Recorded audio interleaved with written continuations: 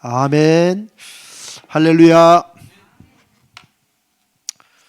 자, 이제 코로나가 이제 서서히 가는 것 같은데, 이제 제가 걱정하는 것은 코로나가 가도 우리의 마음과 생각은 여전히 코로나에 잡혀 있을 수도 있다, 이런 생각이 좀 듭니다. 그래서 한편으로는 우리가 계속 이렇게 코로나의 바이러스가 이렇게 혹시라도 집단 감염으로 일어나지 않도록 예방 수칙을 철저히 하지만, 그러나 우리의 마음만큼은 하나님의 인도하심과 역사하심으로 이렇게 마음을 다시 다잡아야 된다, 이런 생각이 듭니다. 사실 한 달 반의 기간이 짧다면 짧고 또 길다면 깁니다. 여러분, 제가 얼마 전에 말씀을 나누면서 사람은 잘 적응하는 존재라고 말씀을 드린 적이 있죠. 적응하는 게 우리에게 굉장히 도움이 됩니다. 그런데 반대로 우리는 잘 적응하기 때문에, 적응하지 말아야 될 것에 적응하기 때문에 문제입니다. 이것을 이제 잘 구별하는 게 우리의 지혜고 또 믿음입니다. 내가 반드시 어려운 환경에 적응해서 넘어서야 될 것은 넘어서야 되지만, 우리 안은 동시에 정반대의 우리의 마음이 또 작용한다는 거죠. 우리의 핑계나 게으름이나 나약함이나 이런 것에 우리가 적응해버리면 그 환경에 그냥 속된 말로 될 대로 되라, 그냥 어떻게든 되겠지라고 묻혀가는 게 되기도 합니다. 그래서 이제 오늘부터 우리 여기 함께 모인 저와 여러분은 이제 그런 기도를 좀 같이 하셔야 될 것 같아요. 코로나 이전으로 돌아가는 것도 중요하지만 오히려 그 이전보다도 더 넘어서 원래 하나님이 인도하시고자 했던 그런 믿음의 수준과 믿음의 열정으로 저희들을 회복시켜 주시옵소서 하는 그런 기도를 지금부터 하셔야 됩니다. 아멘. 네, 우리 개인도 그렇지만은 우리 교회가 이제, 저는 합력하여 선을 이루실 하나님을 믿습니다. 우리 상황과 환경은, 저도 우리 장로님들하고 말씀을 나눌 때 하필 그때 우리가 마음에 모여서 막 할 때 딱 코로나가 와가지고 하는 생각이 일주일에도 여러 번 듭니다. 그런데 제가 자꾸 그거에 매여 있을수록 어떻게 되어 있어요? 새롭게 안 되지.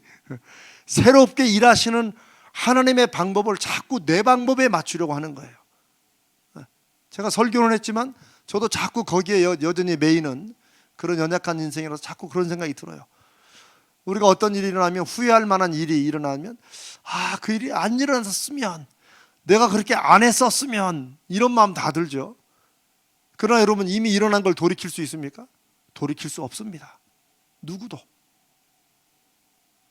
그런데 자꾸 우리가 과거에 그런 것에 매이게 되는 것은 사실은 우리의 마음의 성과 마음을 지키지 못하도록 하는, 저는 이제 그런 게 바로 사탄의 역사라고 저는 그렇게 생각하는 거죠. 자꾸 과거에 매이게 해요. 근데 과거에 매일수록 내가 현재에서 미래로 나가는 것을 못 나가게 합니다. 자, 이제 지금부터 이전보다 더욱더 더 힘있게, 하여튼 정말 코로나 이전과 이후가 달라질 거라고 사람들이 많이 말을 하지만, 저는 다른 건 모르겠지만 일단 우리가 한편으로 바이러스를 예방하고 사회적 거리도 두고 이런 것도 필요하지만, 동시에 그것 때문에 우리의 마음까지도, 우리의 믿음까지도 위축돼서는 안 된다 하는 것입니다. 무슨 말씀인지 아시겠죠? 그래서 한번 그걸 염두에 두고 해나가십시다. 여러분, 혹시 느끼셨어요? 좌우에? 여기 이렇게 네. 지금 처음 보신 분 계세요? 다 봤어요? 다 느꼈는데 별로 감동이 없으신가? 저는 사실 이제 우리 정 목사님과 함께 이거를 이제 구상하면서, 사실 저런 색깔이야 고르면 되지만 여기에 이제 어떤 말씀을 우리 카메라는 아마 안 보일 거예요. 카메라에는 온라인으로 지금 들으시는 분들은 제가 이제 4월 말까지만 봐드리고 다음부터 이제 오셔야 됩니다. 온라인을 끊을 수도 있어요. 여기에 어떤 성경 구절을 넣어야 될까? 사실 이거를 정말 고민을 많이 했습니다. 어떤 성경 구절을 넣어야 될까? 그래서 일단은 여러분 보시는 왼쪽에 있는 것은 역대하 7장 16절의 말씀. 우리가 지난번 몇 주 전에 함께 나눴는데 솔로몬이 성전을 다 짓고 하나님 앞에 예배할 때 하나님이 나타나셔서 하신 약속입니다. 내가 이 전을 이미 기뻐하고 내가 이 성전에서 내가 역사하겠다. 그래서 말씀이 쭉 나오면서 내 눈과 내 마음이는 누구의 눈과 누구의 마음이에요? 하나님의 마음과 하나님의 눈이 항상 내가 이 전에 있으리라. 완전 최고의 약속 같아요. 정말 솔로몬은 아버지를 잘 둔 덕에 정말 좀 그렇지만 저는 솔로몬의 믿음이 좋다고 생각하진 않아요. 아무리 성경을 봐도 솔로몬은 참 아버지를 잘 뒀다. 아버지 덕에 먹고 사는 사람이 솔로몬인데, 그런 점에서 저는 저와 여러분이 우리 자녀들에게 다윗 같은 부모가 되시기를 주님의 이름으로 축복합니다. 물론 우리 자녀들도 다 다윗처럼 믿음이 돼야겠죠. 그래서 내 눈과 내 마음이 항상 여기에 있으리라. 우선은 이제 저 말씀 붙여놓고 우리가 같이 또 말씀에 힘도 얻고 또 위로도 받고 갑시다. 여러분 보시 오른쪽에 있는 말씀은 예수님이 하신 약속이에요. 요한복음 14장 14절. 내 이름으로 무엇이든지 내가 구하면 내가 행하리라. 저는 신앙생활은 다른 게 없고 그냥 하나님 말씀에 기록된 것을 하나님의 아들이신 예수님이 이 땅에 친히 오셔가지고 하신 말씀이고, 세상 끝날까지 주의 영으로 함께 하신다고 약속하셨으니까, 그리고 그 약속을 믿었던 사람들, 실제 믿고 그 약속으로 살았던 사람들이 삶에서 바로 우리 앞에서 어떻게 살고 어떻게 자신의 인생을 변화시키고 어떻게 세상을 또 변화시켰는가를 우리가 알기 때문에 하나님 소문으로만, 다른 사람의 간증으로만 듣는 하나님의 역사하심으로 끝나지 않게 하시고, 하나님 내 인생에도 내 삶에도 우리 가정에도 우리 교회에도 하나님의 역사를 그렇게 나타내 주시옵소서. 저는 개인적으로 그 기도가 제 목사로서의 인생의 마지막 기도입니다. 그리고 저와 여러분은 어쩔 수 없이 우리 만남은 우연이 아니야. 정말 이 마스크를 끼니까 표정을 모르니까 이거 내가 웃자고 한 소리인데 여러분이 안 웃으니까 조금 무서워집니다. 내가 이 얘기를 잘못했나 봐. 아니 여러분, 이게 딱 가리니까 웃자고 한 소리인데 표정이 딱 그래가지고 이거 내가 잘못했나 싶을 때 들지만, 지금 내가 눈매가 선하게 나오는 걸 보니까 우리 만남 우연이 아니기 때문에 하나님께서 우리를 통해, 여러분 사실 우리가 100년 200년을 산다 한들 그냥 피곤하고 지치기만 살면 뭐 하겠습니까? 하나님이 우리 앞서서 믿음으로 살았던 사람들을 통해서 우리가 귀로 듣고 책으로 읽고 하는 그런 역사하심을 내가 살아가는 내 삶에서 우리가 한번 함께 경험하는 거, 이거는 한번 경험하고 우리가 주님 앞에 가야 되지 않겠습니까? 그래야 우리 뒤에 가깝게는 우리 자손들이, 우리 형제들이, 우리 자손들이 우리 아버지가, 우리 할머니가, 우리 할아버지가 바로 그렇게 믿었다라고 그렇게 되지 않겠습니까? 돈 아무리 많이 넘겨줘도 그것 때문에 싸우는 형제간들 무진장 많습니다. 크든 작든. 우리는 일단 믿음의 유산은 기본으로 넘겨주고, 그 다음에 돈이나 땅을 넘겨주고 안 주고는 여러분 형편대로 하시고, 일단 믿음의 유산은 반드시 넘겨주십시다. 아멘. 자, 우리 하나님 말씀 함께 봅니다. 요한복음 6장 1절로 13절입니다. 신약성경 요한복음 6장 1절로 13절. 자, 근데 좀 기니까 이건 오병이어에 관한 말씀입니다. 여기에서 우리 이 기도에 관한 그런 말씀만 잠깐 우리가 읽고 나누겠습니다. 우리는 5절부터 요한복음 6장 5절부터 5절부터 우리 9절까지만 5, 6, 7, 8, 9 자, 11절까지 읽읍시다. 미안합니다. 요한복음 1장 5절부터 11절까지 읽습니다. 자, 제가 한 절, 여러분이 한 절 읽습니다. 오병이에 관한 말씀입니다.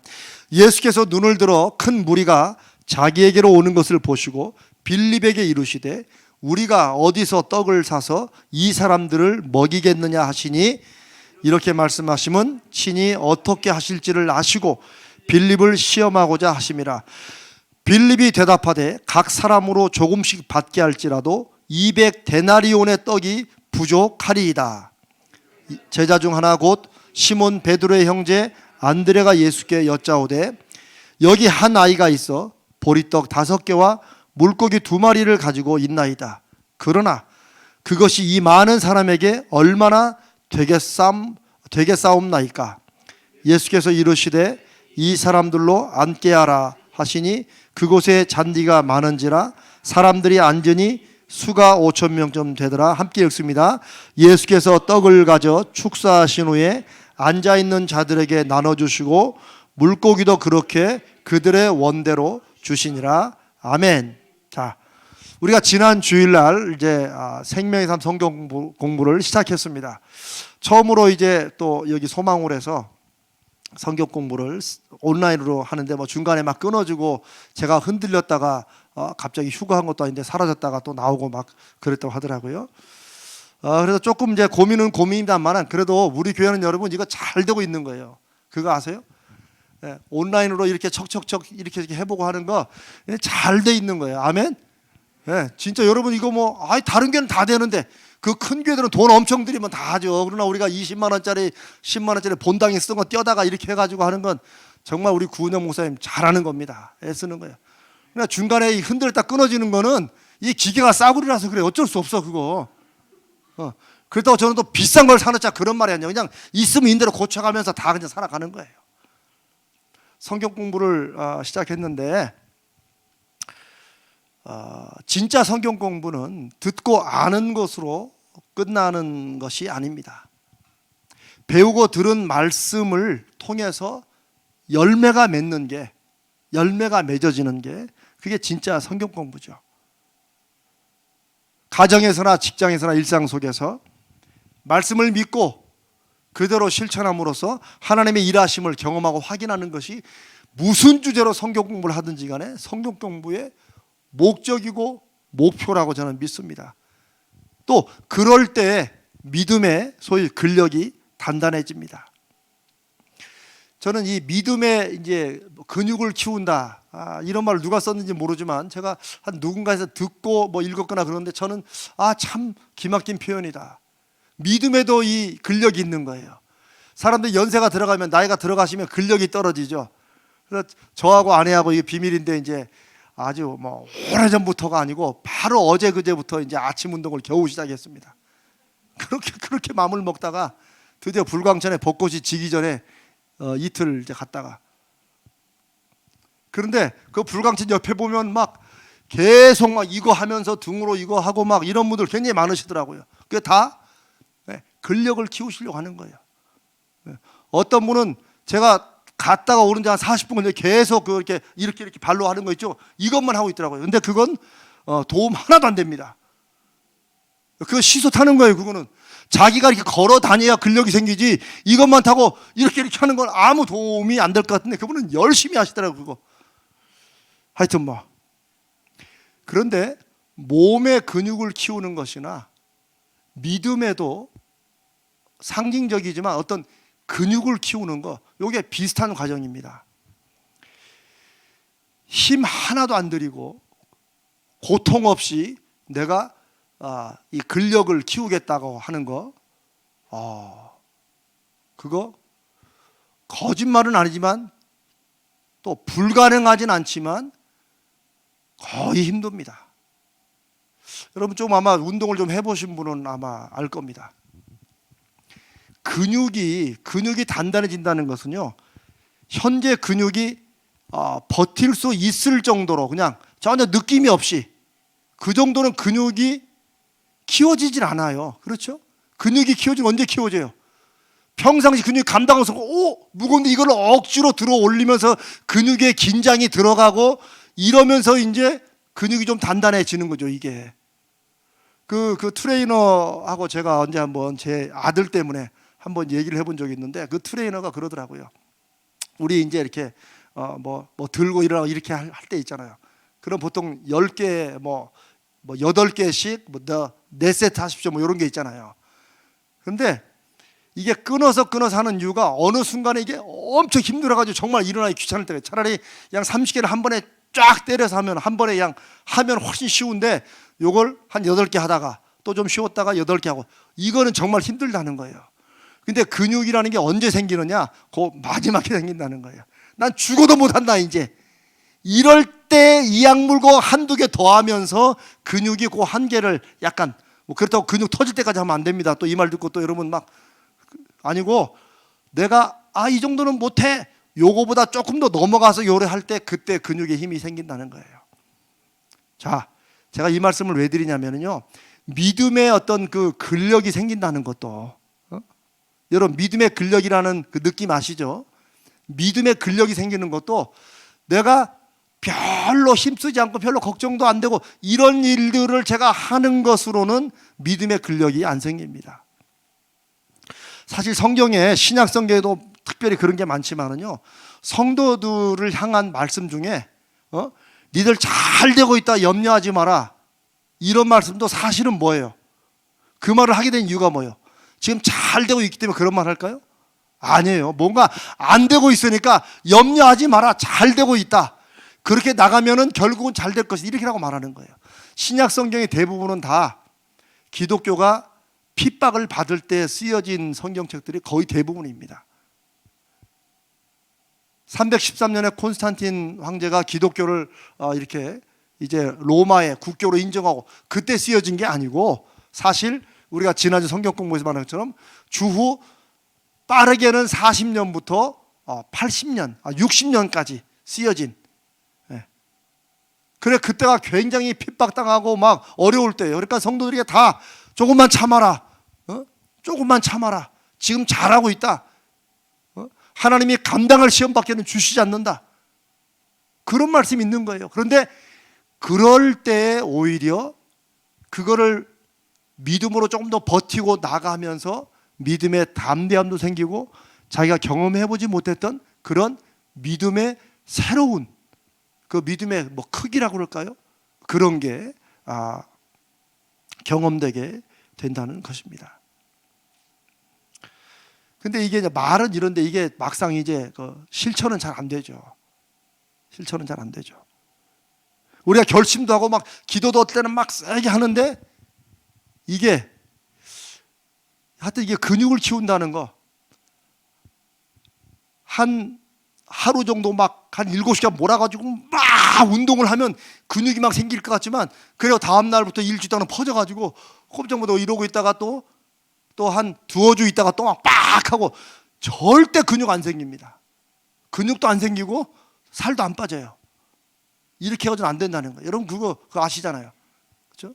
제가 아는 우리 이제 우리 전에 있던 곳에 간사님이 있는데, 하여튼 거의 매일, 남자 간사님인데 거의 매번 다이어트를 해요. 근데 거의 매번 실패해요. 그거 왜 그런 줄 알아요? 이 친구가 먹는 걸 또 좋아해요. 또 굉장히 즐겨. 먹을 때 보면 막 얼굴에 행복함이 막 그렇게. 그래서 항상 우리 같이 음식 먹을 때는, 김 간사 다이어트 한다며? 어차피 오늘은 망했습니다, 내일부터 하지요. 근데 저하고 매일 밥 먹는 건 아닌데 어쩌다 뜨문뜨문 밥 먹는데 항상 물어볼 때마다, 아니 김 간사 다이어트 한다며? 네, 오늘은 망했습니다, 내일부터 하지요. 맨날 내일부터야. 맛있는 음식이 나올 때마다 내일부터야. 네. 그러니까 살은 결심과는 달리 자꾸 쪄가는 거죠. 자꾸 한 번에 몰아가지고 막 한 2주일 막 쫙 굶고 안 먹듯이 하는 거, 그거 다이어트 안 된다는 거 알잖아요. 왜? 그 다음에 보상 심리가 있어가지고 이렇게 뺀데 내가 조금만 먹어줘야지. 그래서 딱 열면은 그냥 음식이 쏟아듯이 들어와가지고 이제 이렇게 되는 거 알잖아요. 이 신앙도 마찬가지라는 거예요. 신앙도 우리가 늘 하나님 앞에 뭔가, 그렇다고 저와 여러분이 늘 시련을 겪으라는 것은 아닙니다. 다만 내가 믿음으로 살고 내가 믿음으로 하나님을 경험한다는 게 늘 꽃길을 깔다가 조금 어려움이 있고 이게 아니고 어떤 면에서는 우리에게 늘 거룩한 영적 긴장이 있게 되는 거예요. 사실은 이제 그런 것에 조금 익숙해져야 된다고 하는 거죠. 그런데 우리가 이게 잘 실천이 안 되는 이유는 뭔가 결심했다가도 조금 내가 경험하지 않았던 어려움이 생기면은 그냥 이제 우리가 원래 하던 대로 다시 또 돌아간다는 거죠. 원래 제가 자꾸 이제 10시만 되면 꼭 라면이 먹고 싶어져요. 결심을 그렇게 했는데도 그게 돌아가는 거예요. 제가 6시쯤 밥을 먹으면 오늘은 이제 좀 안 먹어야지 하는데 꼭 TV는 그럴 때마다 먹는 장면이 꼭 나와. 그것도 라면을 먹든지 짜파게티를 먹든지 꼭 그런 것만 먹어. 차라리 다른 거 비싼 갈비나 이런 걸 먹으면 내가 그냥 그런 걸 안 먹는데 나도 할 수 있는 그거를 딱 먹으니까 우리 집에 라면이 있지. 그럼 라면이 꼭 또 예비돼 있어요. 이게 지금 계속 반복이야. 예전으로 돌아가는 거 요거를 딱 끊어야 되는데 우리가 어떤 일에서 믿음으로 살고 믿음의 열매를 맺는다고 하는 게 계속적으로 영적인 긴장을 가지고 계속적으로 노력하는 것이라고 말할 때 우리를 막는 것 중에 가장 큰 것 중에 하나가 우리로 하여금 뭔가를 자꾸 이렇게 계산하게 하는 거예요. 인간적으로 이게 될까 안 될까 이걸 또 생각하는 게 있어요. 이제 빨리 넘어갑시다. 요한복음 6장에 저는 오늘 빌립이란 제자를 잠깐 말씀을 나누면서 그 빌립의 그 신앙의 태도가 우리하고 참 너무 비슷하다고 생각해서 이 말씀을 나눕니다. 예수님께서 광야에서 뭐 수없이 사람이 모여서 사실 말이 뭐 5천 명, 만 명이지 우리가 한눈에 5천 명, 만 명면 무진장 많을 거예요. 그런데 예수님이 5절에 우리가 어디서 떡을 사서 이 사람들을 먹일 수 있을까? 라고 물어본 거예요. 그것도 빌립에게 콕 찍어서 물어본 거예요. 보통은 제자들에게 던지듯 말씀하시는데 그날따라 빌립이 딱 걸린 거죠. 그냥 야 빌립아 이 막 뭐 무리가 그러니까 거기서 결국 오병이어가 이제 5천 명 남자만 5천 명이니까 뭐 여자분들 아이들까지 하면 10,000명은 좋게 넘었을 거라고요. 이 사람들을 먹여야 되는데 우리가 점심을 어떻게 먹일까? 또 다른 성경에서는 너희들이 이 사람들을 먹여라라고 말씀하시는데 요한복음에서는 빌립에게 물어본 거예요. 그런데 빌립의 대답이 7절에 바로 나오죠. 주여 각 사람으로 조금씩 받게 할지라도 지금 막 배가 하루 종일 말씀 듣느라고 배가 고픈데 조금씩 그냥 간의 기별만 살짝 가게 그냥 급한 굶주림만 면하게 조금씩 받게 할지라도 200데나리온의 떡이 부족하리이다. 뭐 데나리온은 뭐 여러분 상식적으로 아시는 대로 하루 품삯 정도니까 요즘에 뭐 한 10만 원 정도 잡으면 200데나리온이면 2천만 원이죠. 2천만 원. 그럼 상당히 큰 돈입니다. 뭐 당장 2천만 원이 어디 있어요? 그러니까 빌립은 자기가 생각하는 큰 돈, 감당할 수 없는 돈의 크기를 얘기한 거예요. 주님, 2천만 원어치를 사서 먹여도 조금씩 준다고 해도 2천만 원이 넘습니다. 그러니 배불리 먹으면 뭐 5천만 원, 1억 되겠죠. 안 된다는 거죠. 그런데 이게 빌립의 고민이고 이게 오늘날 어쩌면 우리들이 일상에서 영적인 어떤 근육, 신학의 근육, 믿음의 근육을 단련시키지 못하는 이유 중에 하나입니다. 우리는 무언가를 포기하고 또 그게 안 되는 이유를 우리는 굉장히 빨리 계산을 하고 압니다. 왜? 우리는 믿음 있게 생각하고 믿음으로 판단하는 이런 것에 익숙해져 있기보다는 어떤 것에 익숙해져 있어요? 그냥 일상에 살던 대로 하는 것에 굉장히 익숙해져 있기 때문에 그래요. 저도 마찬가지고요. 빌립이 계산이 참 빠르죠. 딱 보고 조금씩 줘도 2천만 원은 들어간다. 근데 뭐 빌립이 똑똑 해설하기보다는 이게 이제 보통 우리들의 이제 계산이라는 거죠. 먹여야 할 사람이 너무 많고 우리는 가진 게 너무 없기 때문에 아무리 주님이 말씀하셔도 이게 안 된다고 하는 게 그냥 예수님의 제자인 빌립과 그 사람들의 상식적인 그런 어떤 판단이었습니다. 그런데 여기에서 우리가 이제 함께 생각해 볼 게, 예수님이 불가능한 것을 시키겠느냐 하는 거예요.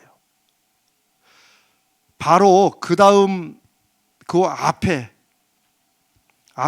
6절에 우리 한번 같이 한번 읽어볼까요? 이게 6절이 제가 오늘 여러분과 함께 나누고자 하는 말씀의 핵심입니다. 6절 한번 읽어봅니다. 시작. 이렇게 말씀하시면 친히 어떻게 하실지를 아시고 빌립을 시험하고자 하심이라.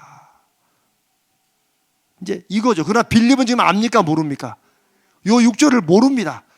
우리 믿음의 고민도 바로 그거예요. 우리가 6절을 몰라요. 우리는 지금 알지만 우리 인생의 갖가지 사건과 상황 속에서는 6절을 모르고 지금 하는 거예요. 그러나 주님은 아세요.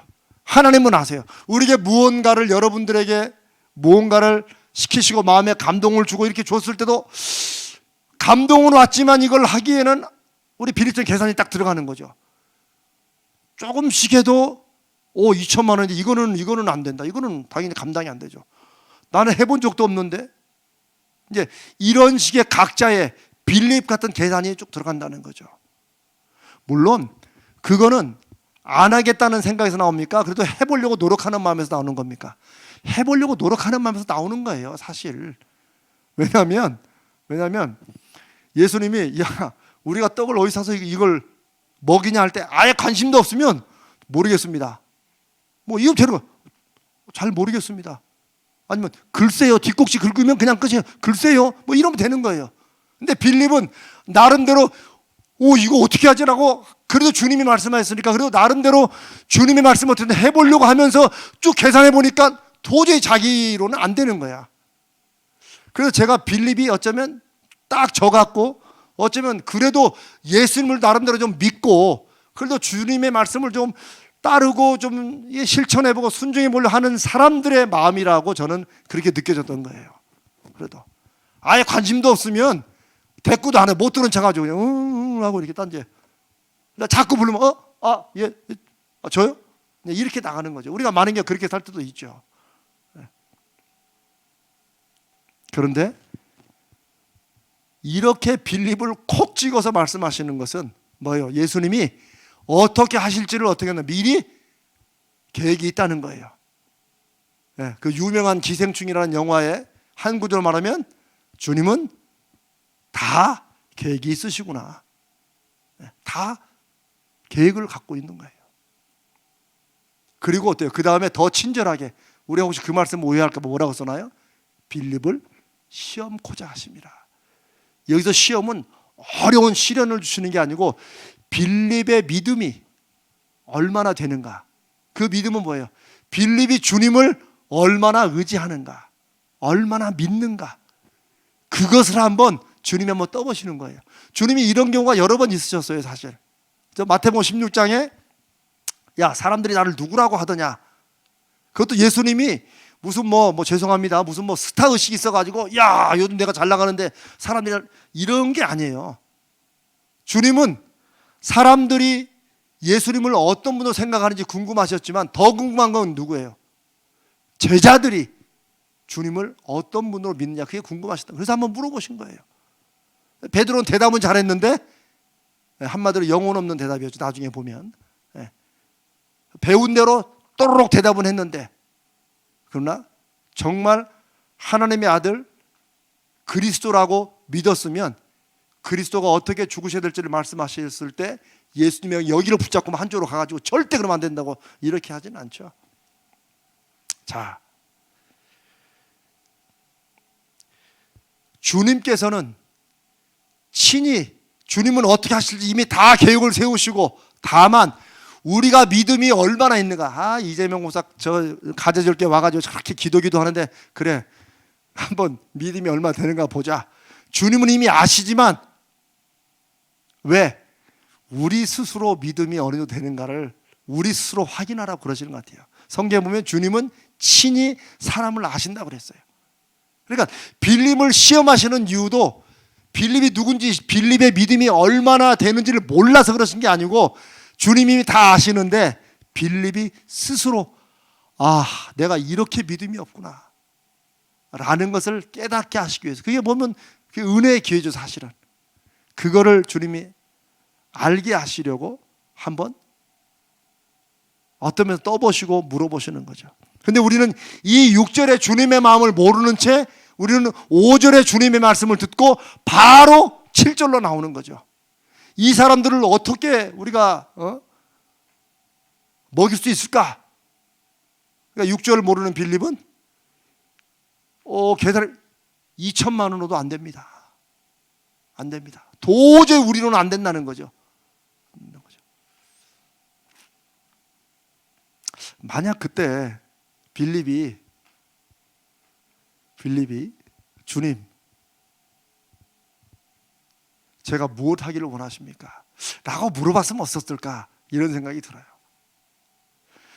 그러고 본다면 주의 거룩하신 영, 주님의 영, 하나님이 보내주신 보혜사 성령, 이 성령의 지금도 함께 하심을 믿고 그 성령의 의지에서 우리가 믿음 생활을 한다는 것을 정말 알고 믿는 사람들은 신앙생활이 참 단순해진다는 거예요.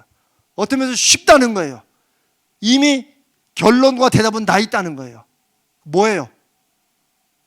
주님께 물으면 돼. 성령님께 물어보면 돼요.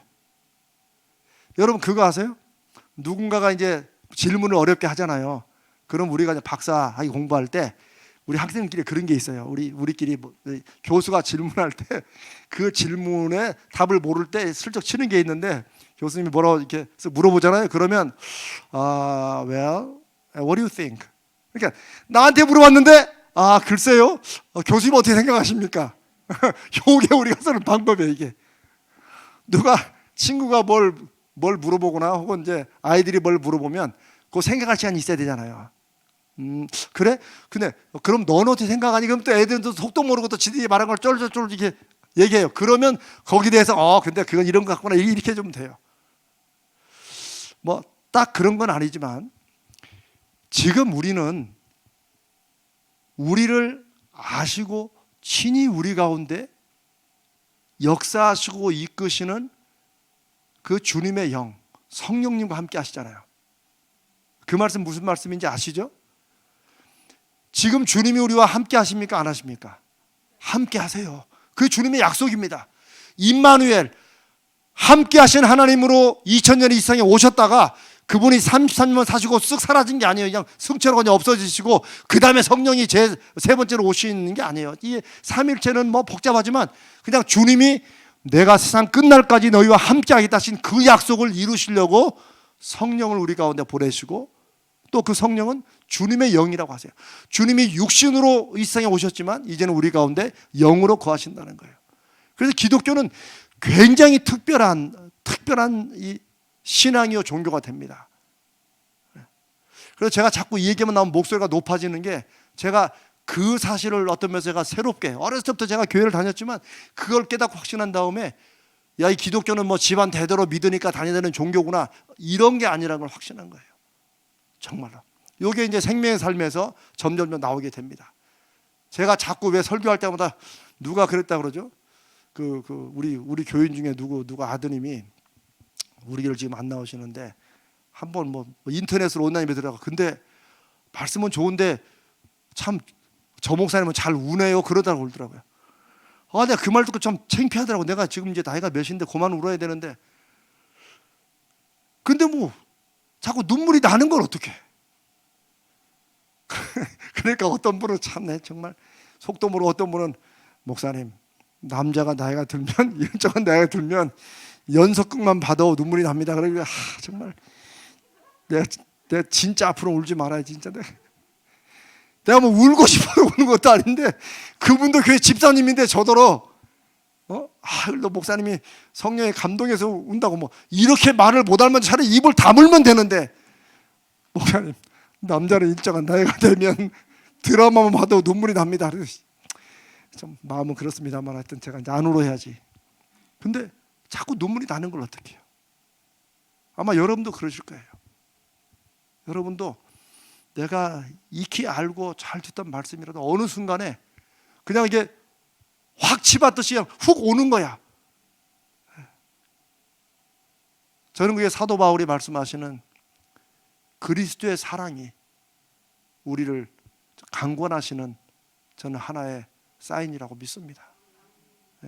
저도 나름대로 안 울려고 애쓰는 사람입니다. 제가 울려고 작정했으면 제가 손수건을 꺼내놓고 올라가죠. 제가 우리와 함께 하시는 주님을 믿기 때문에 주님께서 우리에게 빌립처럼 막 뭔가 이거 입안에서 어떻게 먹여? 그래도 어떻게 주님 말씀은 따라야겠는데 이런 생각 들 때 우리가 가장 좋은 마음은 주님 그러면 어떻게 하면 되겠습니까? 라고 이렇게 물어보는 거라는 거예요. 주님은 우리한테 숙제를 던지듯이 나 이거 해봐라 라고 던져놓고 이놈들이 잘하는가 못하는가 이렇게 보시는 분이 아니라는 거예요. 이미 우리와 함께 하시는 주님이시기 때문에 차라리 주님께 물어봐요. 주님 그럼 제가 뭘 하기를 원하십니까? 라고 물어보면 주님은 우리를 시험하실 때 빌립의 믿음이 어느 정도인가를 시험하실 때 이미 거기에서 그 믿음을 보는 거예요. 주님은 빌립의 능력을 시험하시는 게 아니라는 거예요. 그런데 우리는 무슨 일이 말씀을 통해서나 우리가 교회에서나 무슨 일이 우리가 주어졌을 때 우리는 자꾸 우리의 능력을 자꾸 시험당하는 걸 생각해요. 그래가지고 내가 요즘은 바쁜데 그러니까 미리 노가 나오는 거. 내가 요즘은 좀 형편이 힘들어가지고. 그런데 정말 그게 주님께서 나에게 맡기시는 일이고 나를 통해서 하시길 원하시는 일이라면 우리는 그렇게 되물어야 돼요. 주님 제가 할 수 있는 일이 뭐겠습니까? 제가 어떻게 하기를 원하십니까? 라고 물어봐야 되는데 주님께서 우리에게 시험코자 하시는 것은 우리의 믿음인데 우리는 마치 주님이 우리의 능력을 알아보려고 테스트하려고 물어본 것처럼 아직 준비가 안 돼가지고 지금 제가 요때만 좀 지나면 하고 제가 조금 이 사업만 좀 되면 하겠다고 이제 이렇게 얘기하는 경우가 많다는 거죠. 제가 드리는 설교는 거의 90% 제 간증이라고 보시면 됩니다. 제가 그렇게 많이 살았어요. 그래서 제가 뭔가 나름대로 능력을 좀 갖추려고 열심히 공부다 이것저것 했는데 그게 말짱 소용없더라고요. 왜? 이재명 목사가 혹은 여러분들이 아무리 능력을 키운다 한들 하나님이 하시고자 하는 그 일을 감당할 능력을 우리가 키울 수 있겠냐고요. 여러분 어떠십니까? 우리 이장로님 어떠십니까? 안 되죠? 그렇죠? 그러니까 우리가 능력을 막 키워가지고 이 정도의 일을 하나님이 하신다고 말할 때 그 일은 우리가 볼 때는 대단한 거지 하나님 보실 때는 그 정도가 아니라는 거죠. 제가 전에 한번 이런 말씀 드렸던가요? 우스갯소리로 자, 파리가 태평양을 건너는 방법이 두 가지가 있습니다.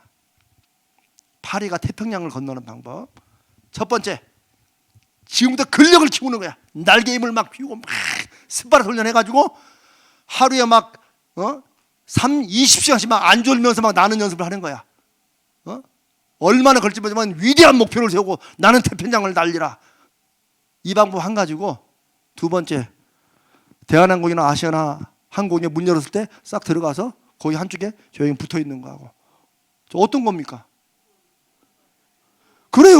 우리 2번인 거 다 아는데 저도 알았는데 제 인생은 자꾸 1번처럼 살았다는 거지. 파리.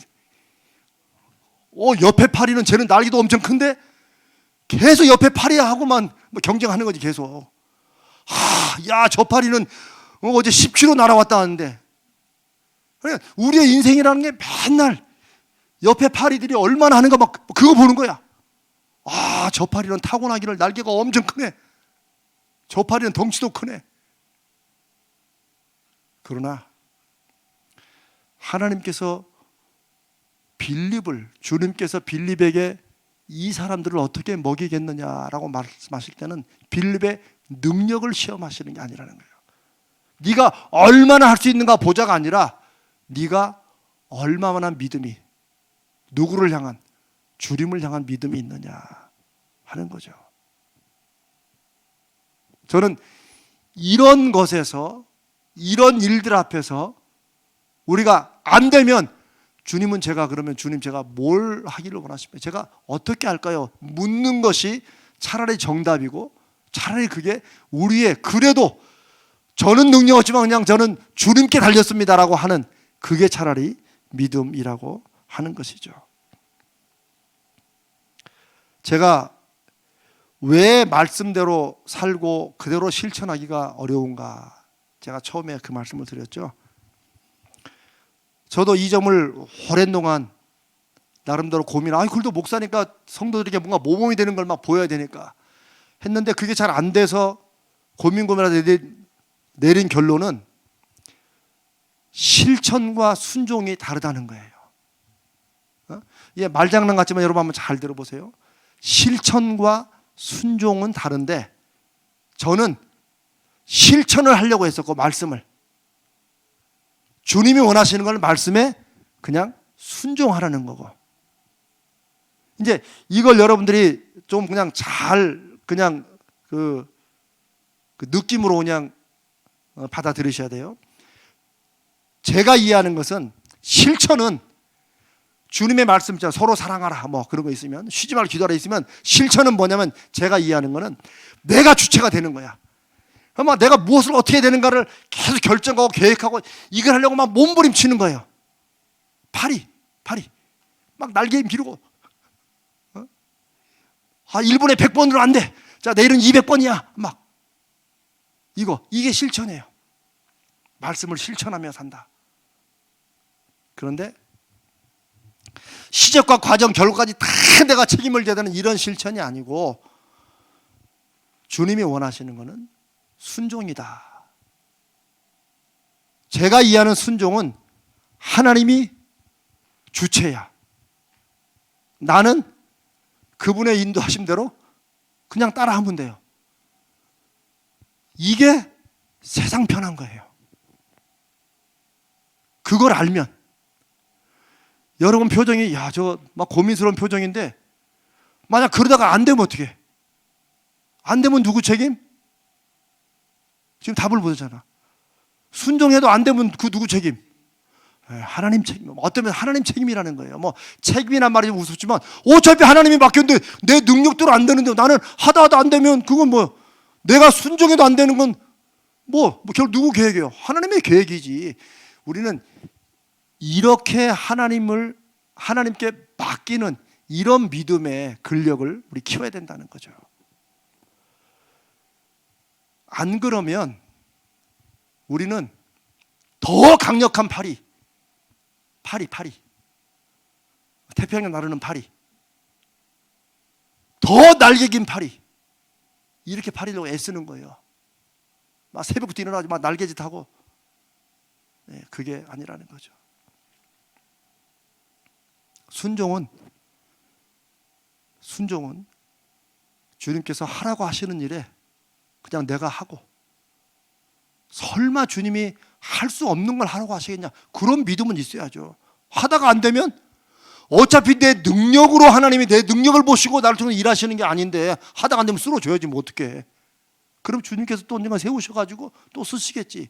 이제 이런 주님에 대한 온전한 믿음이 필요하다는 거죠. 아시겠죠? 온전한 믿음이라는 게 우리가 막 제대로 다 알고 막 이런 걸로 이제 오해를 하는 거죠. 아니, 온전한 믿음은 그냥 1부터 10까지 아이고 모르겠습니다. 주님께서 하라는 대로 나는 하다가 뭐 그냥 이렇게 가는 거예요. 이렇게 가는 거. 자, 보십시오. 이 오병이의 결론은 여러분 다 아시잖아요. 결국 아이가 갖고 온 보리떡 5개 물고기 2마리잖아요. 보리떡 5개 물고기 2마리. 근데 제가 이 안드레 얘기는 다음에 또 할게요. 저는 이게 설교만 하면 여러분과 이런 말씀만 나오면 너무 막 재밌어가지고 막 계속 하고 싶어져 지금. 근데 내가 지금 막 절제하는 거야 지금. 안드레는 참 또 딱 우리야. 딱 이재명 2예요. 안드레는 또 뭐라고 그래요? 여기 한 애가 있는데 보리떡 5개 물고기 2마리가 있습니다. 땡! 딱 거기까지면 돼 주님 앞에. 주님 근데 우리가 있는 게 결국 보리떡 5개 물고기 2마리 뿐입니다. 여기서 딱 끊으면 되는데 꼭 한 발 더 나가. 뭐라고 그래요? 근데 이것을 누구 코에 붙이겠습니까? 누가 물어봤냐고. 아니 예수님은 이제 너더러 그걸 어린애 보리떡 5개 물고기 2마리로 먹이라고 했냐고. 그냥 자기 판단에. 아니 너희들이 떡이 몇 개나 있냐라고 물어보면 싹 찾아보고, 아 근데 주님 여기 기껏해야 이거 저 보리떡 5개 물고기 2마리밖에 없네요. 딱 그러면 주님께 맡기면 돼. 근데 꼭 덧붙여. 근데 이걸로 뭐 하겠습니까? 그 속에는 주님도 안 되는데 뭐 이거 왜 자꾸 뭐 이런 걸 시키시고, 요 안 되래 이런 나중에 하자고요. 자, 빌립이 그렇게 했는데 결국 예수님이 어떻게 하세요? 우리가 읽은 대로 주님이 축사하시고 하나님 앞에, 주님도 하나님을 의지하는 거예요. 하나님, 이걸 통해서 말씀으로 말씀을 들으려고 온 이 많은 사람들을 주님 먹여주시오. 하나님 먹여주십시오 라고 이제 기도하시겠죠. 자, 그리고 나서 제자들이 어떻게 해요? 제자들이 어떻게 해요? 사람들을 앉혀라. 자, 처음에 자 그걸 가져와라. 그렇죠? 아 이것으로 누구 귀에 붙이겠습니까? 라고 했는데 주님이 가져오라. 가져갔어요? 안 가져갔어요? 가져가야지. 네, 순종은 그렇게 시작되는 거예요. 근데 조금 잘난 척하고 조금 자기 능력 의지하는 사람들은, 아이 주님, 이걸 안 된다니까요. 가져가. 여러분, 우리 인생에 그런 적이 있습니다. 분명히. 그냥 주님께서 가져오라고 하는데, 주님 안 된다니까 이런 거. 저도 그런 적 많았어요. 우리 여기 교육부 전사님들 계시는데 우리 그랬잖아요. 누구 어떤 집사님께, 집사님 이번에 우리 좀 부감이 필요한데 좀 해주세요. 저는 한 번도 안 해봐가지고요. 굉장히 겸손한 척 말하죠. 저는 한 번도 안 해봐가지고요. 이제 우리 교회에서는 일상적으로 나오는 겸손이에요. 저는 근데 한 번도 안 해보고 제가 그런 쪽은 잘 몰라요.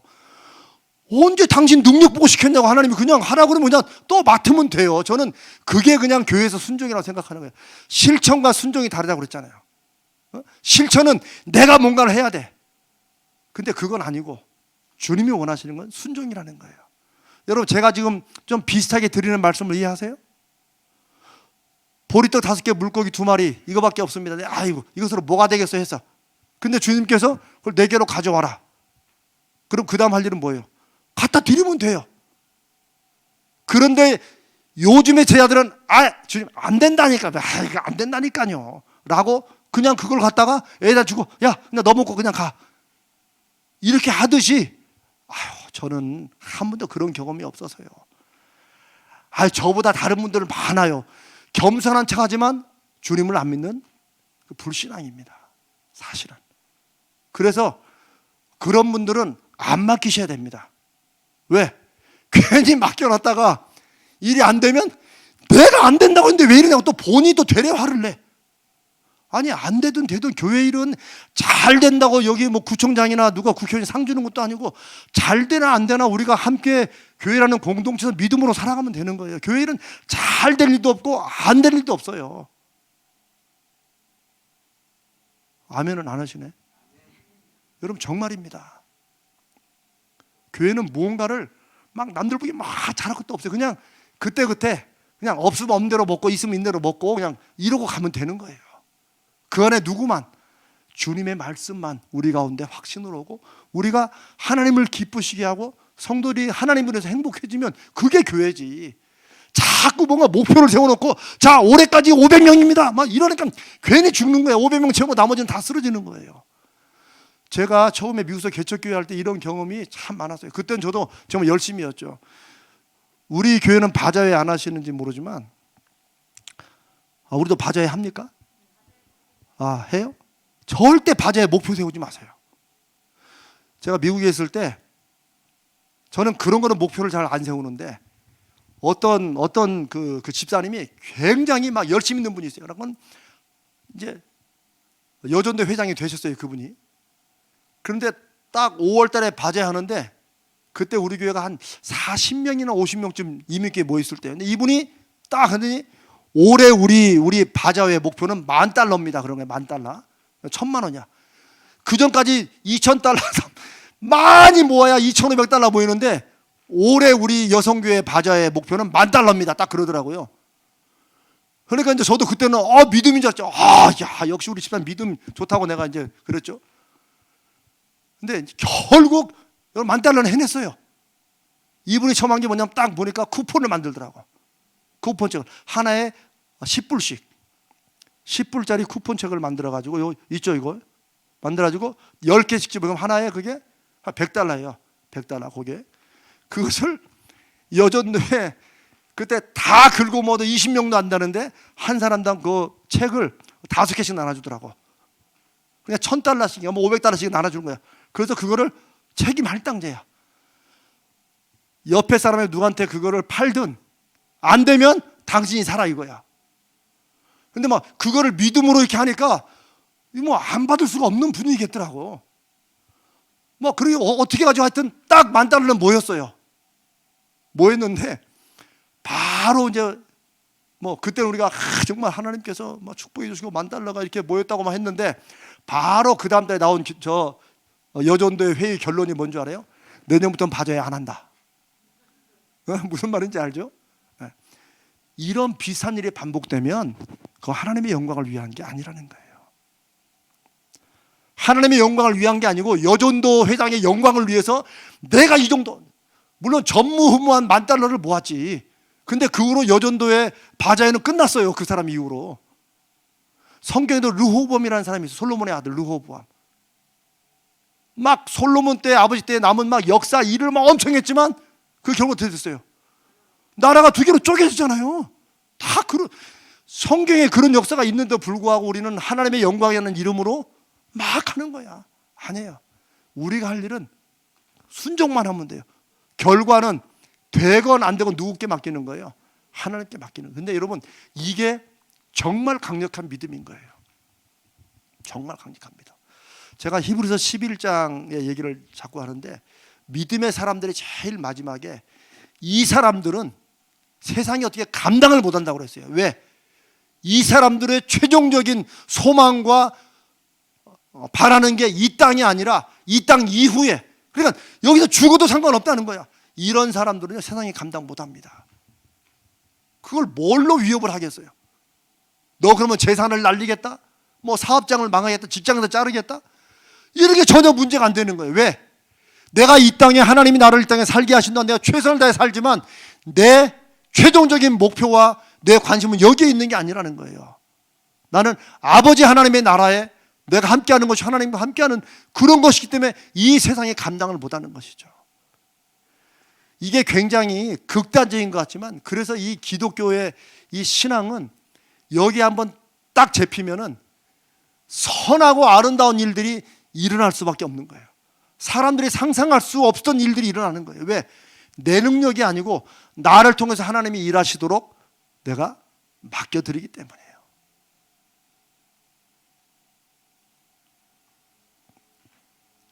예수님께서 오병이어 그걸 내게 가져오라. 쟤들이 그냥 가져가 뭐 대단한 순종도 아니에요. 그냥 갖다 달라니까 갖다 드린 거예요. 사람들을 잔디밭에 앉혀라. 그거 뭐 하겠어 그러니까. 그러니까 하여튼 뭐 이제부터 누구 책임이에요 다. 이제 주님 책임이야 이제. 그러니까 앉혀 그냥. 자 여기 자뭐 50명씩 100명씩 이렇게 띄엄띄엄 이렇게 앉혔겠죠. 그 다음에 주님이 축사하시고 그 보리떡 4개 물고기 2마리를 나눠줘라. 그거 쟤들이 할 일은 뭐예요? 나눠주는 거야. 물론 이재명 목사 같은 그런 잘난 제자들도 그러겠죠. 근데 주님 그 아까 보리떡 5개 물고기 2마리인데 그거 어떻게 하려고 그러세요? 라고 따지겠지. 근데 다행히도 제자들은 거기에 눌려서 그런지 그냥 그대로 나눠줘요. 그런데 이게 신비인 거죠. 어떤 이제 호기심이 뛰어난 분들은 꼭 이럴 때 질문하더라고. 근데 그 보리떡 5개 물고기 2마리가 언제 그게 생겼을까요? 더 요게 나눠줄 때 생겼는지 꼭 호기심을 해서 꼭 그런 데 가진 분이 있어요. 그런 거 질문하면 저는 몰라요. 그거는 몰라. 그러나 분명한 건 언제인지는 모르지만은 어린아이 점심밖에 안 되는 보리떡 5개 물고기 2마리가 계속 나오는 겁니다. 하여튼 모르겠어요. 근데 거기 있는 사람들이 배불리 먹고 조금씩 먹어도 2천만 원으로도 감당도 안 되는 것이 배불리 먹고도 12강주리가 남게 된 거예요. 무엇을 통해서? 주님의 능력을 통해서, 우리는 순종을 통해서. 그래서 제가 제 신앙의 인생에 가장 중요한 단어를 하나 대라고 그러면 뭐 어떤 분들은 은혜 이런 거 하겠지만 뭐 저는 뭐 다 있지만 저는 순종이라고 봅니다. 순종. 전에는 저도 실천하려고 무진애를 썼습니다. 제가 기독교 윤리를 제가 전공한 사람 아닙니까? 여기 총신에서 그랬고, 제가 석사도, 기독교도 사회윤리, 얼마나 제가 정의감이 강한 줄 아십니까? 여러분 표정에 지금은 안 그렇게 보이죠? 저도 여기도 막 불타오르는 정의감이 있는 사람입니다. 그래서 막 말씀을 실천하려고, 어떻게든 이 말씀의 그 정의를 막 세상에 퍼뜨리고, 공의를 하스같이 정의를 물같이 막 아모스 선지자의 말씀을 외우고 막 불타올랐던 사람인데, 그거 하느라고 제가 지쳐가지고 그때 이제 깨달은 게, 아, 나는 파리였구나. 파리. 그래서 그냥 저를 별명 이파리라고 부르세요. 그냥 파리처럼 이건 날개짓 남들보다 더 세게. 더구나 저는 못 먹고 가난한 파리라 가지고 옆집에 막 큰 파리 보면서 막 부러워하면서, 주여 저를 큰 파리로 만들어 주시옵소서 막 미국 가가지고 박사하기도 하고 막, 이 큰 줄 알았는데 이거 뭐 태평양 공사하고 얼마 날아가지도 못하더라고요. 이게, 그게 제가 깨달은 거예요. 이 세상의 성공은 능력으로 올라갈 수 있겠지만 하나님의 나라는 순종으로 올라간다. 그게 성경의 역사라는 거예요. 그게 성경에 있는 위대한 인물처럼 보이지만 우리와 똑같은 인간들의 모습이고, 그들이 성령의 역사하심, 성령의 충만함을 받고, 성령의 충만을 받는다는 것은 내가 그분께 그냥 순종하는 거야. 순종 안 할 수가 없는 그 마음에 불타는 마음, 이게 성령 충만한 거예요. 저기 어디처럼 성령 충만한 막 펄펄 뛰고 막 신혼 입고 다니고 그런 거는 성령 충만 다니고 완전히 이상한 거 충만해요. 아닙니다. 성령이 충만하면 내 눈에 보일 때 불가능해 보여도, 이제는 빌립이 2천만 원 가지고도 안 됩니다라고 했던 빌립이 성령 충만할 때, 주님 그냥 말씀하십시오, 제가 그대로 하겠습니다 라는 게 성령 충만한 빌립인 줄 믿습니다. 성령이 충만하지 못한 안드레는 근데 이걸로 뭐가 되겠습니까? 라고 주님께 묻겠지만, 성령 충만한 안드레는 주님, 저희가 가진 게 이것뿐인데 주님이 역사하시면 될 줄로 믿습니다. 저는 무엇을 순종할까요? 사랑하는 여러분, 저는 기도는 바로 우리의 능력을 하나님 이 땅에 보여주시옵소가 아니라, 주님 저는 안 됩니다. 사실 내가 해서 되는 일인데 왜 뭐 기도하겠어요? 내가 그냥 하면 되지 빨리. 그러나 주님, 이 일은 오히려 저보다는 주님께서 해주시고 저에게 뭘 할지를 말씀해 주시옵소서. 제가 무엇을 먹든 무엇을 마시든 내가 하는 아무리 작은 것이라도 저는 이제 주님이 시키는 일 아니면 안 하겠습니다. 제 모든 것은 다 주님과 관련돼서만 하겠습니다 라고 하는 게 쉬지 말고 기도하라는 말씀의 명령이고 핵심이라고 믿습니다. 쉬지 말고 기도하라. 어떻게 안 쉬고 기도하겠어요? 그러나 내 모든 것을 나는 다 성령께 묻고 한다 이제. 근데 그것도 막 실천하려고 애쓰면은 또 스트레스 받아요. 지금 이 말씀 듣고, 그래 나도 이제 쉬지 말고 이제 늘 성령께 묻고 해야지 했는데, 여러분 제가 뭐 예언은 아니지만 여기 딱 나가보세요. 다 잊어버리고 또 내가 또 살대로 사는 거야 또. 근데 그렇다 가지고 나는 왜 한다 그러실 거 없어요. 그냥 생각 안 나게 하시면 누구 뜻이라고? 성령님의 뜻이라니 하고 그냥 일단 생각나면 생각나면 어떻게 해? 성령께서 생각나게 하시겠거니 너무 죄책감을 갖지 마세요. 죄책감도 적절히 와야지 내가 거기서 벗어나지, 너무 막 내가 쉬지 말고 기도해야 되는 내가 또 잊어버렸습니다 그러면 맨날 회개만 하다 끝난다가 인생이 아니에요. 그냥 때를 따라 돕는 은혜를 얻기 위해서 은혜의 보좌 앞에 담대히 나가세요. 정말로. 그냥 생각 안 나면 주님께 생각 안 나게 하셨겠거니 하고 잊어버렸다가 딱 생각나면 주여 이 또 죽일 거 그래 하지 마시고 주여 감사합니다 지금만 생각나게 하시다고 이제 그때부터 또 하면 돼요. 그리고 제가 그랬죠. 작심삼일 세상은 막 비꼬잖아요. 결심해놓고 3일밖에 못 간다고. 근데 성령의 은혜 안에 작심삼일은 잊어버렸다가 했다가 3일밖에 안 돼도 또 필요를 하면은 또 생각하면 또 결심하면 돼. 1년에 100번만 결심하면 300번 300일 다 가는 거야. 이런 마음으로 그냥 어차피 내 능력으로 사는 게 아니다. 이제 그냥 주님께 맡기는 대로 주님께서 하라는 대로 한다. 아멘. 이거를 한번 해보자는 거예요. 저는 오늘도 여러분 아마 기도 제목들 다 받으셨을 겁니다. 참 오늘도 감사하게 오늘도 두 분이 또 기도의 응답을 받으셨다고. 하나는 퇴직 후 재취업할 수 있는 길을 열어주심을 감사합니다. 저는 이 기도를 했던 기억이 납니다. 그런데 이분이 어디를 어떻게 재취업했는지 나는 그건 모르겠어요. 그러나 이런 게 중보기도에 저는 능력과 힘이라고 믿습니다. 누군지 잘 모르지만 이 성도의 형평한 사정을 아시는 주께서 열어주시라고 기도해서 이분이 퇴직 후 재취업했다고 그러는데 그게 뭐가 됐든지 간에 하나님의 기도에 응답인 것을 믿고 함께 기도하는 우리에게도 하나님은 여전히 지금도 일하고 계신다는 걸 보여주시면 되는 거예요. 그래서 우리가 또 붙들고 또 기도하는 거예요. 언제까지? 응답 주실 때까지. 이제부터 여러분 우리 가자제일교회 우리의 기도는 이제 어쩔 수 없어요. 이재명 목사가 여기 담임 목사가 있는 한은 이제 응답 받을 때까지 기도하는 거예요. 한 100번 해보다가 하나님 피곤하게 하지 말자. 그런 말씀하지 마시고 그래서 내가 여기다 이제 붙일 거예요. 무언가 일어날 때까지 응답 주실 때까지 기도하자. 또 한 분은 이분은 뭐 우리가 잘 아는 분. 우리 그 엄서록 집사님 남편이 4월 6일 날 지난번에 수술하셨거든요. 굉장히 어려운 수술이고 그래가지고 이 남편분에게 이걸 통해서 믿음을 잃게 해주시라고 저도 한 달 전부터 이 얘기를 듣고 기도해오고 우리도 했는데 악성 종양이 아니라 출혈이 일어난 뒤에 굳은 혈액 덩어리라고 나왔대요. 얼마나 감사합니까, 진짜. 우리는 뭐 그럴 수도 있지라고 하지만 이분들에게는 정말 하나님이 역사하신 거예요. 저도 그렇게 믿고 왜? 기도했으니까.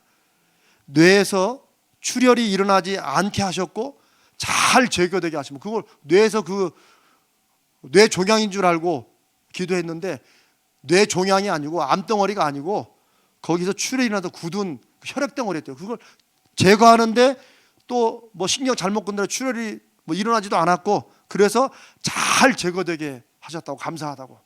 할렐루야. 이제 우리의 기도는 이제 우리 엄집사님이 남편이 세게 말해. 당신 이렇게 해서 응답 받으면 반드시 교회 가야 돼. 말해서 지금 거의 넘어왔다고 그러는데 오늘 밤 기도는 완전히 넘어오게 해 주시옵소서. 뭐 그런 거죠. 뭐 신앙생활은 그렇게 해서 시작되는 거예요. 처음에 긴가민가 나중에는 그거 뭐 그렇게 안 해도 뭐 다 나았을 뻔했는데 이렇게 하다가 또 뭐 돌아오고 그러는 거예요. 합력하여 서로를 이루시는 하나님께서 오늘 이 밤에 우리가 함께 기도한 것에 응답해 주시고 여러분의 간절한 기도 제목이 아직 응답되지 않았거든. 우리가 지난 주일날 아는 대로 하나님께서 이미 다른 것을 다른 길로 준비하시고 진행하고 계신다. 그 믿음이 바로 오늘 주님께서 빌립에게 물으시는 질문입니다. 오늘 그 말씀을 놓고 이 말씀을 기억하며 우리 함께 한번 기도합니다. 같이 기도합니다. 제가 기도하겠습니다. 주님, 제가 이렇게 금요일 저녁마다 우리 성도들과 함께 말씀을 나눌 때 제 가슴에서 막 불길이 올라오는 것을 느낍니다. 제가 얼마나 주님 앞에 믿음으로 살지 못했는지를 주님이 다 아시는데 그렇게 해서 돌이키게 해주시고 그런 간증의 말씀들을 우리 사랑하는 성도들과 나누게 하심을 감사합니다. 주님, 이제 다시는 그런 쪽으로 돌아가지 않게 하시고 이제 주님께서 말씀하실 때 내 능력과 내 준비를 보지 말게 하시고 어차피 하나님이 나를 통해서 이루고자 하시는 일이라면 할렐루야 아멘 감사하면서 순종하는 저희 모두가 되게 하여 주시옵소서. 우리의 능력으로 인생이 이루어지면 우리가 왜 하나님께 기도하며 의지하겠습니까?